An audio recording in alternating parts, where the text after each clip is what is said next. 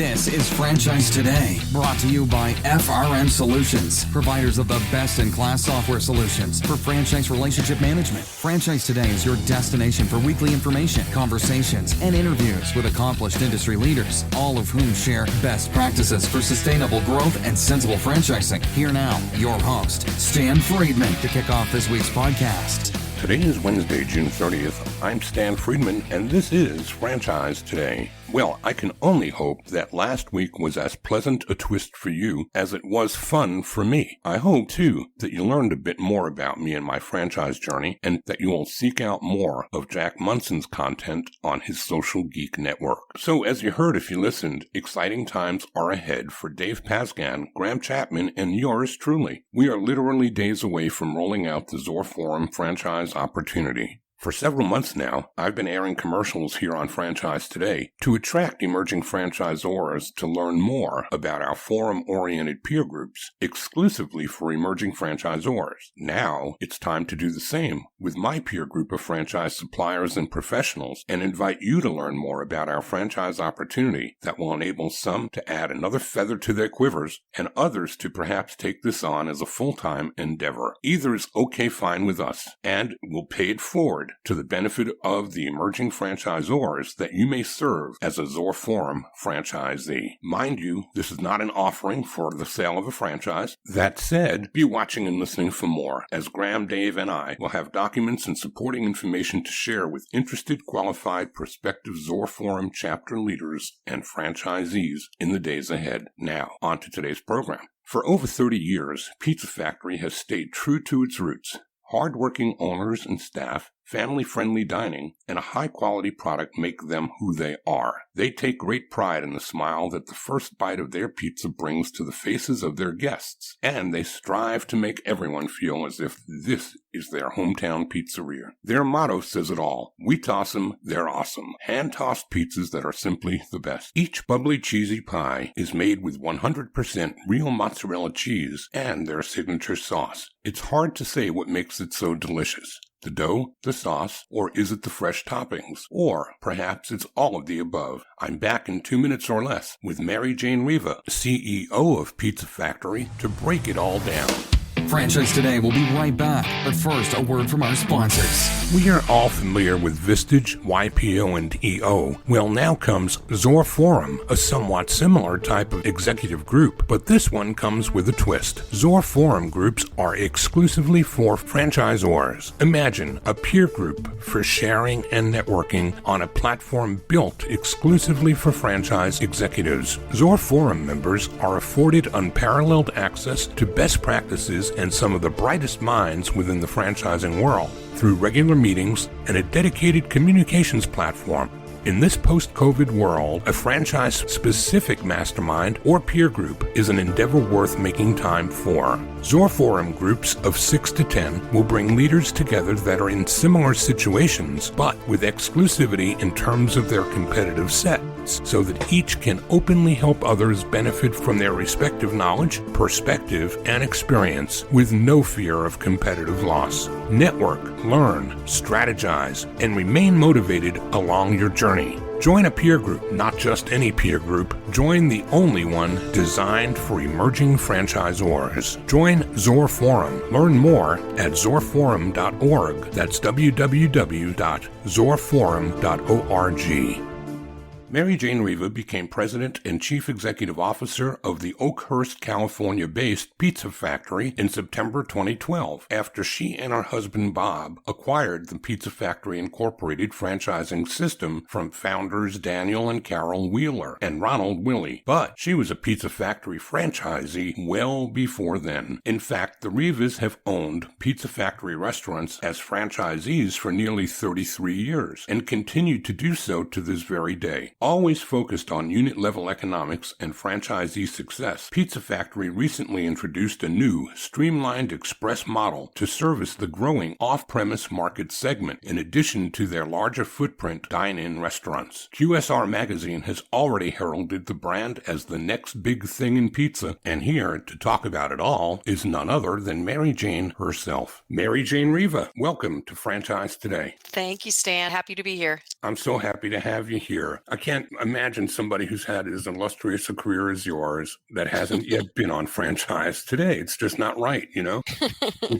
Yeah, it's a story that started a long time ago and never thought I'd be where I am. And happy to say that the journey has certainly had its ups and downs, but it's not a journey I would not want to ever take again because it's certainly been worth it. You're a lifer in pizza, and I'm going to ask you, as I do every week, to help the audience understand how franchising found you, when that was, and what it was you were doing whenever that fateful day came.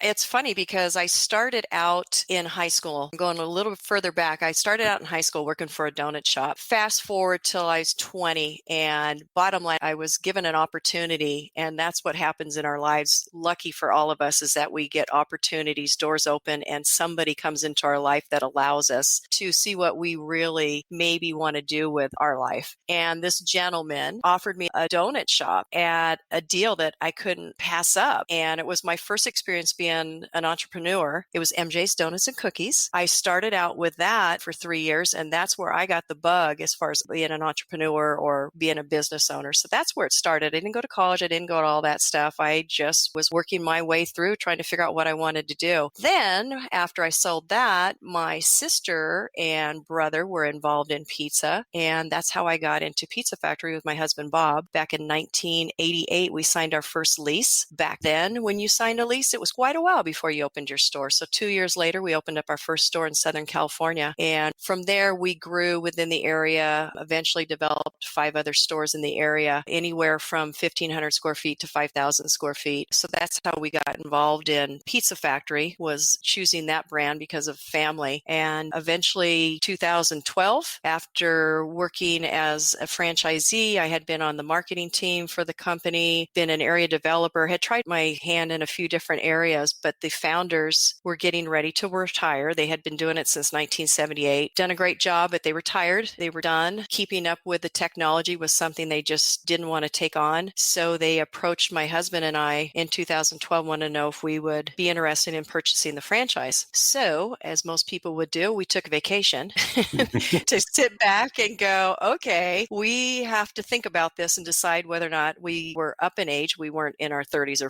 40s. And basically, my husband, after talking about it for a couple of weeks, trying to decide if we wanted to take this next journey, he said to me, Bob says to me, he says, well, what do you expect from me? And I said, well, I don't really expect anything. And he says, then you go for it. So his goal has always been to be my supporter, and he has the toughest job. He does a great job of it. Yeah, so that's kind of how we got started. Bob said, it's okay. This is a good idea as long as you understand you're getting into the pizza business. I'm not. Yep, exactly. He was pretty much retired at this point, and dealing with the stores had, like everybody, restaurant is very hard work. And he was pretty much resigned to the idea that if I wanted to take on this next challenge, he would be supportive, and he does do that wonderfully, and he helps. Don't get me wrong, he helps, but it's always been kind of a funny thing in our family because he said, hey, as long as you don't expect too much from me, you go for it. And what about your brother and sister? Were they Pizza Factory also, or were they just in the pizza business? No, Pizza Factory also still are. And so I have one other brother that didn't get into it, but yeah, so that's a little bit of a family in there doing it. But it's always been a great organization, and it's always been, the product is what basically drew us to it because the product is outstanding. It's a great culture. So it was just when we decided to take the next journey of owning the corporation, we're still franchisees. We still own stores. That's one thing that we both agree on, that in order for us to be able to really still walk the walk with the franchisees, even though we've done it for 20 years already, but still to really still have some skin in the game, I guess, we need to have stores and still understand what the challenges are because we own a store, not because we're sitting back and we remember what it was like 20 years ago, but because we're in it still now. How many stores do you operate? We have right now 4 stores. One of them is a corporate store that we inherited. We actually had more at one time, but I can't have 5, 6 stores. It's just too much for me to handle, plus be able to do this job. So we've sold some of them off to our managers. In fact, all of our stores, when we sell them to our managers. And so right now we're left with 4, and we're kind of grooming some of our managers to be able to become owners as well. And so it's kind of pay it forward. That's how I got started back. That's why I like to tell the journey of my first business. Somebody opened a door for me, and somebody was gracious enough to give me an opportunity. Saw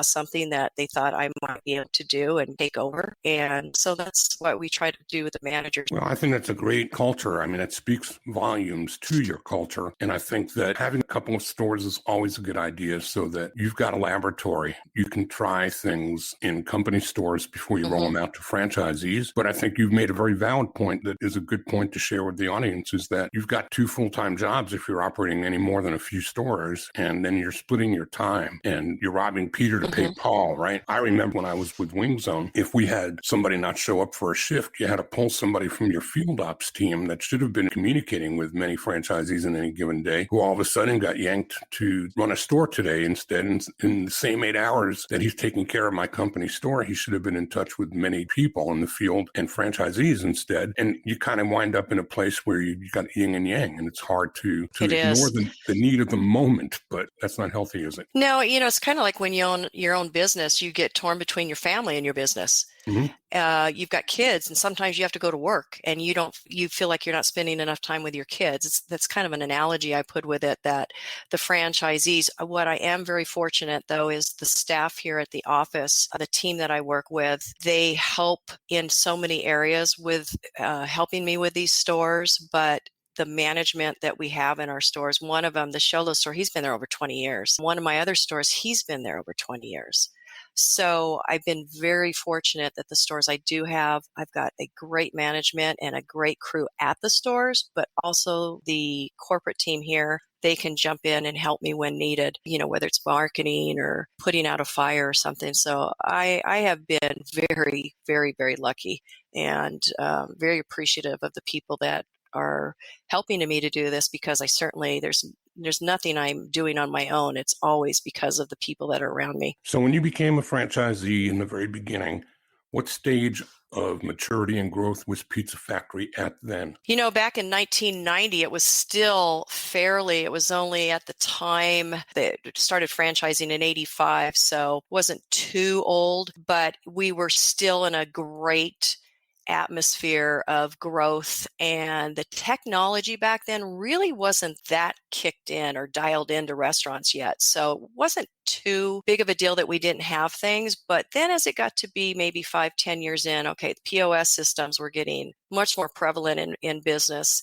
You had online ordering, you had all these things that were starting to happen. And that's where the decline in keeping up with stuff with the former owners, who, by the way, I'm still very good friends with, and totally in agreement that they knew they needed to move on and let somebody come in. So I'm not saying anything that's dogging on them by any means, because I appreciate them as well. But the company started getting to that point where I knew what we were trying to do at our stores, because we were in Southern California, Temecula, Murrieta. Those were pretty big towns. They were getting up to 125,000 people, and things were changing, and it was changing around us instead of within the company. So that was the big deal when we purchased, is basically taking that first week.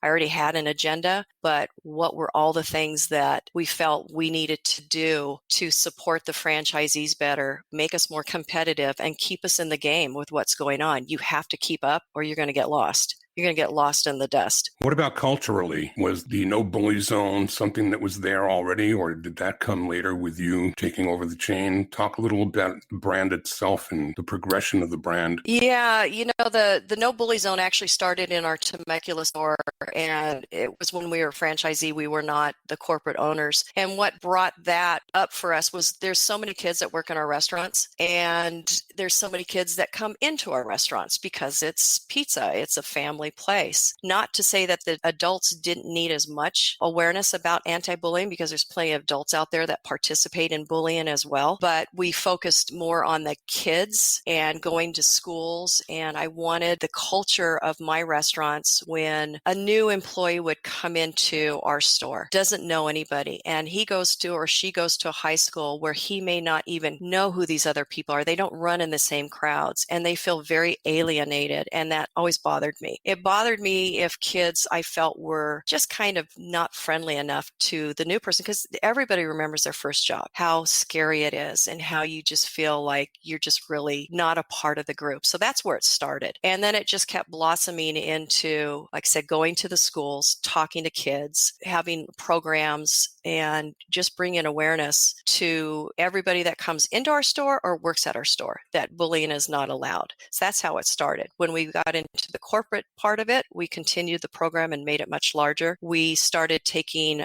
we had benches made, and it says friends are awesome. And we go to schools still and we present a bench to schools in our local communities. We do a whole, what's the word? I got the kids all together. The word's escaping me right now. Assemblies.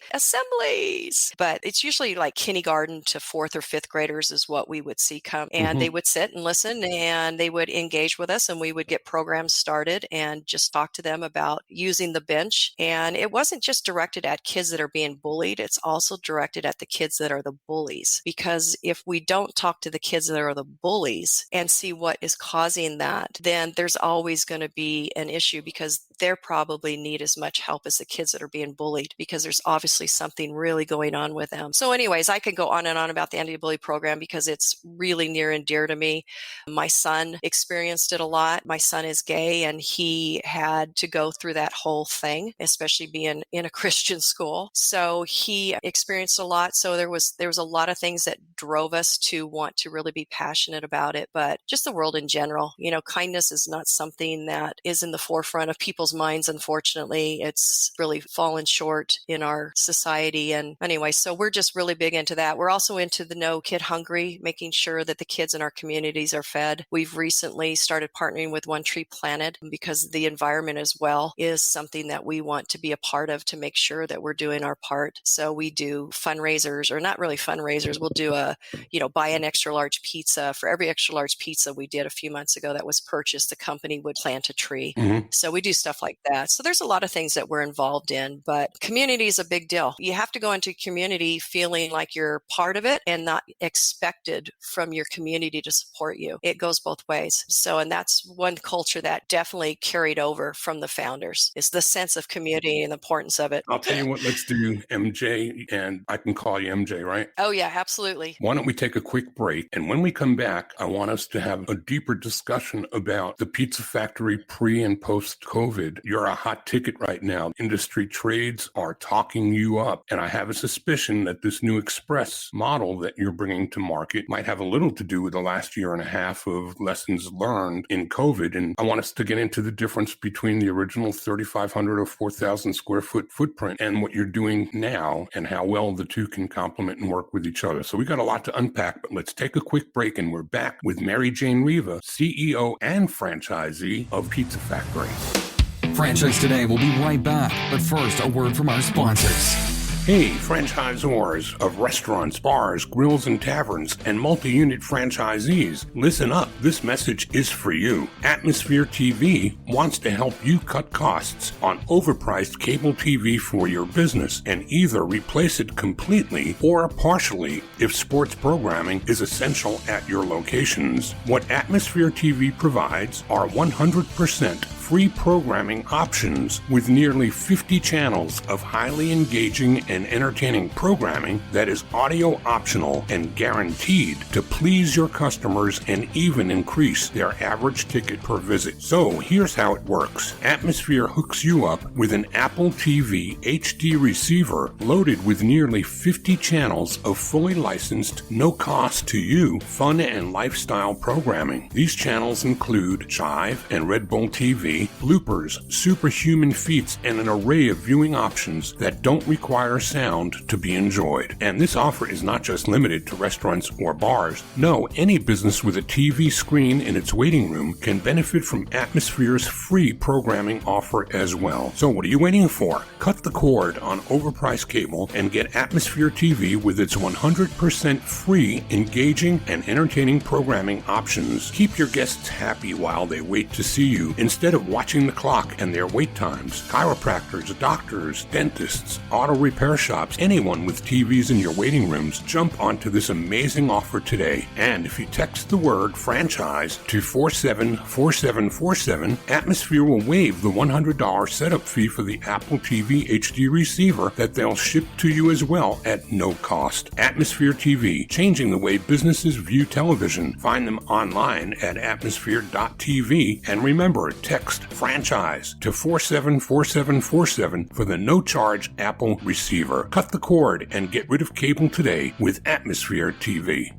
And my conversation continues with Mary Jane Riva, CEO of the Pizza Factory, who I prefer to call MJ, and thankfully she considers me a friend and allows me to do so. So MJ, let's talk about life pre-COVID. You guys had about a 3,500 or a 4,000 square foot footprint, and you were doing dine-in as well as carry-out or delivery, I assume. Talk about what Pizza Factory's trajectory was looking like before COVID, and then take us through some understanding of the things that happened, how the impacted you and your franchisees, and the adjustments that you had to make to be in the place you're at today. Yeah, pre-COVID, boy, it seems like a long time ago. Sure but does. I know it's amazing how much time seems has gone by. But pre-COVID, yeah, our stores were party rooms, and we would have arcades. And yes, the dine-in, delivery, pickup, so on. And we had some stores we were getting into online ordering. A lot of our stores had it as we were rolling it out. But of course, you've got all these things that you need to do. So it was taking some time. But then all of a sudden, COVID hits. And it was like everybody knows, it was like everything. It was like the floor dropped out. What's happening? What's going on? Do stores stay open? What are we going to do? The first thing we did is started having webinars and talking to our franchisees and ensuring them that we are going to handle finding out what's going on and making sure that they're aware and what they need to do. We fortunately, like pizza brands, if not all of them, we already had delivery in place. I can tell you those franchisees that did not have online ordering or that were on the fence, they were all of a sudden coming out of the woodwork, and everybody wanted online ordering. Thank goodness, because that was a lifesaver for many of our stores. The staffing, everything about COVID was so scary. So many unanswered questions on what was going to happen, let alone what do we do now? It was trying to figure out how do we support the franchisees and how do we, quite honestly, keep them calm, because everybody,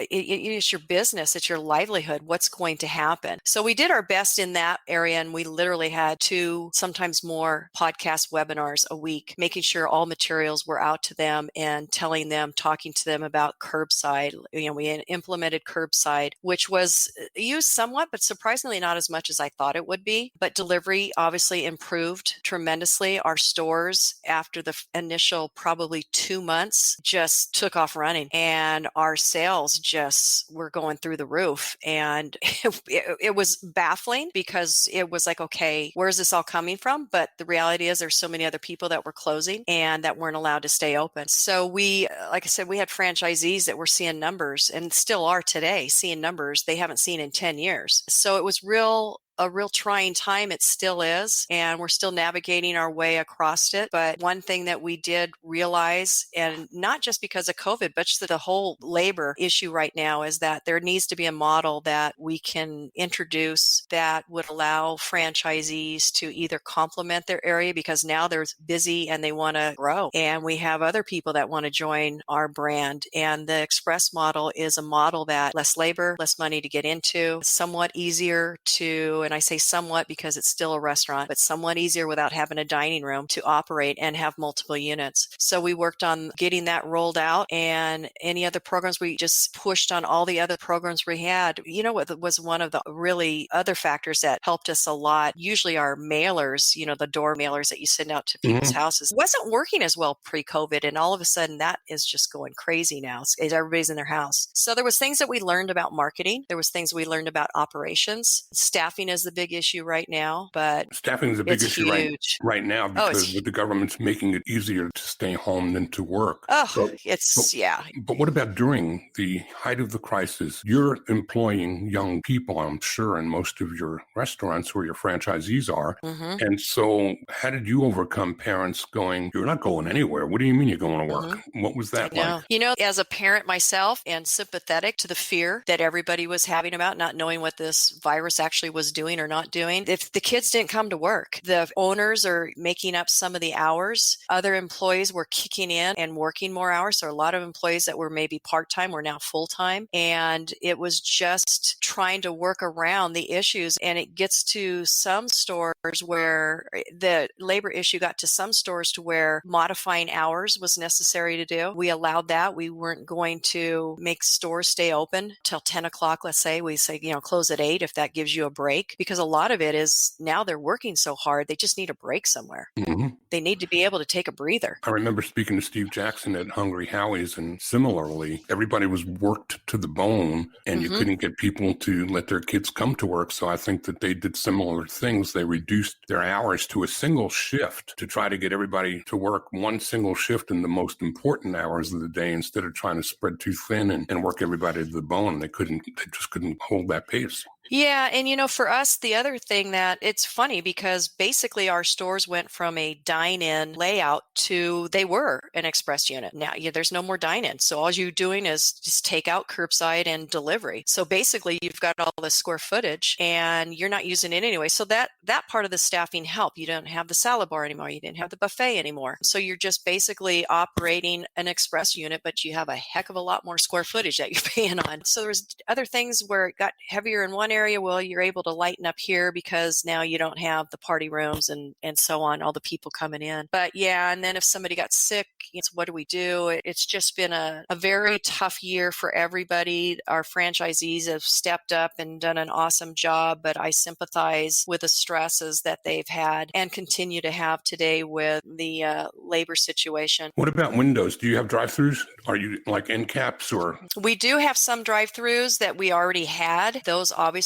also something that kicked in and we're a little busier, but delivery was a big deal. Our third-party delivery system where we weren't using them too much, that kicked in more, but it's still primarily our own delivery that is really sustaining us. We don't see a huge all third-party by any means. And so the numbers where normally it may have been a third, or a little bit more dine-in than a third. Now it was basically, half and half on delivery and pickup. So it really just changed the whole dynamics of everything, and wearing masks was tough for the employees. They're backed by an oven, and how do you manage? They're going 90 miles an hour with sales that, we're having 19% increases. Some stores were having 50-60% increases. And you got employees back there that are working their tails off and they've got to have this mask on that you can't breathe. So it's been very trying, and we're anxious that the dining rooms are starting to open again, but it's not over. It's just hopefully the light is getting brighter at the end of the tunnel for everybody. I'm curious about curbside and why that didn't kick into higher gear for you. What do you think that's caused by? You know what? That's always been a baffling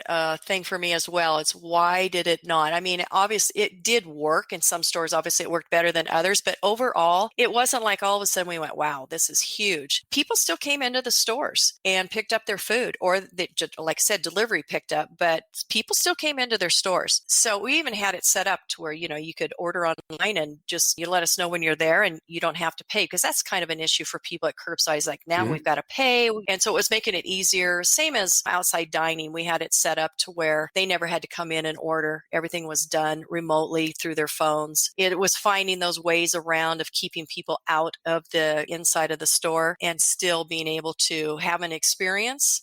For those that wanted to do outdoor dining, it's still trying to create an experience, in which is really difficult. But I don't know. The curbside, it baffles me, but just wasn't a huge thing for most of us. My word of the year for 2020 was pivot. And my word of the year for 2021 is frictionless. And that's what you're describing, is frictionless transactions and making it easier for people to have less touch point, to be able to feel safe and trust that you're going to keep them safe. So I think that's a pretty cool idea. What about this new model? So talk about the express model. Are you going to continue to roll out the 3,500 or 4,000 square foot restaurants as well? Or are you going to go exclusively to the express? And are you bringing existing franchisees into the conversation? I guess would make the most sense in my mind to give them an opportunity to grow into an express as well. No, we will never just go express. Our culture and our whole foundation is community, and being the place for your community to come, their pizzeria, their place to have their birthday parties, their anniversaries, their after football games, after Little League games, games, they come there. We'll always have that. We still have people opening those that size. Definitely not in the 4,000 and 5,000 square foot right now for sure, but still 25 to 3,400 square feet is definitely doable. The express model is 1,000 to 1,500 square feet. We partnered with Rubber and Road, and they designed the unit for us, and we already have some that are getting ready to open. We're going into Georgia, Texas. We have one going in Washington. And what we did was we took the model and we tried to incorporate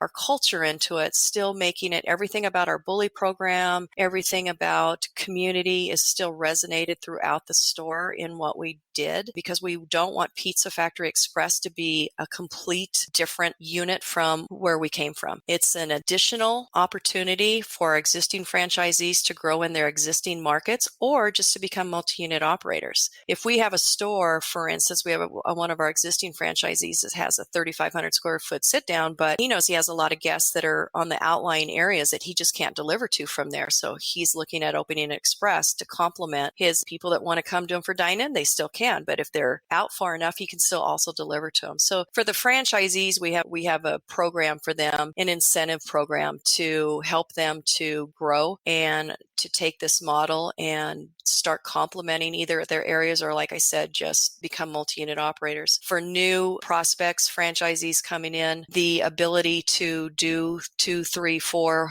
and more of these is very appealing. Those multi-unit operators out there that are already been doing that, because most of them, we have about a third of our franchisees are multi-unit operators, but most of them are owner operator. The model is we designed it to have less equipment. We designed it to be as efficient as we know we think it can be and should be. Changing, the one thing that's always bothered me with my stores is delivery drivers going out back doors. And in some areas, it's even more scary to have any of your employees going out back doors into a dark parking lot at night. So the focus was to keep the delivery drivers in the front of the store. Their cars are out there, their signs are on there. You're not only getting advertisement for people going in these centers, they see Pizza Factory now on the cars as well, but it helps with the safety of the drivers, because that's just something that is a concern anymore. It always is, but it seems more so right now. Sure. So we changed that, and we have a window for a third party so that they're not mixing in. I don't like the third party drivers to be mixed in with the guests that are coming in to order or pick up their pizza. I don't like third party mixed in with them. I'd like them to be able to go over to another window and not have to worry about any kind of situation where they're both in the same line. So that's what came of that, and it's going over really well. It's very exciting. We're excited for it. We're seeing a lot of interest. We're going out to Georgia in a few weeks, and we're going to be doing a discovery day out there. And once that store's open, we'll do it again. So we're kind of hitting the road and showing people what we have. We've been around for a long time. We've withstood everything that's gone on in the last 35 years, and we're still here. And we're proud of that, and we're proud of our product, and we just want to bring it to more people. What about non-traditional? Do you do any, or do you have any designs or thoughts about doing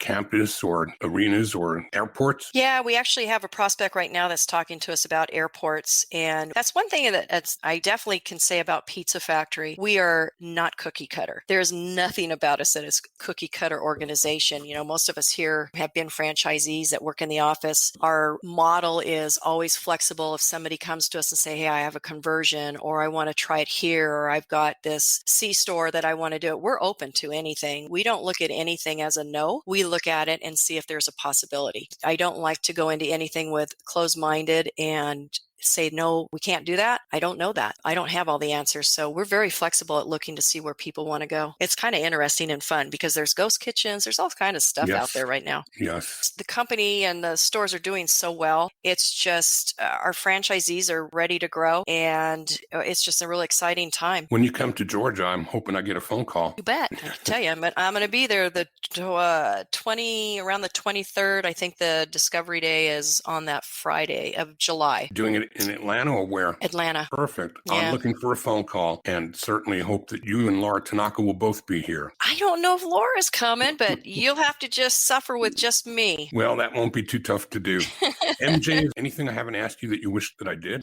I think that the only thing that I would like to share, it's hard for people to get too excited about sales increases when they go, yeah, but it's been after COVID. But our sales right now are beating what we were doing 5 and 10 years ago. So it's not even that we're better than we did in COVID. So there's definitely a trend that's happening. And for our company to be up at 20% so far this year for same store sales, that's pretty awesome. So it's great stuff that's going on. We're looking forward to anybody that wants to join us. We are also have a great franchise system of franchisees, and we're looking for people that want to join that want to be a part of a growing brand, even though we've been around for a while, but we're on the road to grow, and we have a great system of franchisees that we're looking for people to join that and be a part of this. Well, when you have a great concept and the food and product is superior, and then you've got a culture that matches that, it stands the test of time. How do people find you if they want more information, MJ? They can either call the office at 1-800-654-4840, or obviously Laura would be the best. Laura Tanaka at pizzafactoryinc.com. She is awesome. She's a great asset to the company, and she handles bringing new people in. I sit in on the calls. We do CEO calls and get to know people. And yeah, you'll find us. We've got a website, pizzafactoryfranchises.com as well, and look forward to having some great people join us. Well, I'm looking forward to seeing you when you come to Atlanta, and I'm looking forward to you having success while you're here so that I too can start enjoying the Pizza Factory experience. Mary Jane, I can't thank you enough for joining us here today. Yeah, thank you so much, Stan. I really appreciate you taking the time to chat with me. It's always a pleasure. Well, that's all we have time for today. But before we go, we'd like to send our best wishes to Franchise Today founder Paul Segreto and his wife Lorene, who is recovering from a heart attack and stroke. But the doctors are all confident that she's doing quite well and in for a full recovery. So, Paul and Lorene, all the best to you on the road to recovery. And we'll be back to do it all again next Wednesday at noon Eastern. Until then, I'm Stan Friedman wishing you the best, the very best of all things franchising. And Franchise Today is out.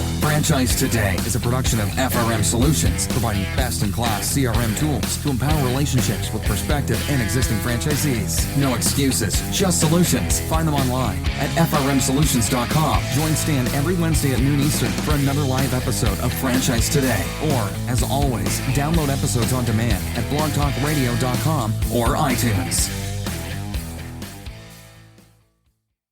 When you're part of a military family, you understand sacrifice and support. At American Public University, we honor your dedication by extending our military tuition savings to your extended family. Parents, spouses, legal partners, siblings, and dependents all qualify for APU's preferred military rate of just $250 per credit hour for undergraduate and master's level programs. American Public University. Value for the whole family. Learn more at apu.apus.edu/military.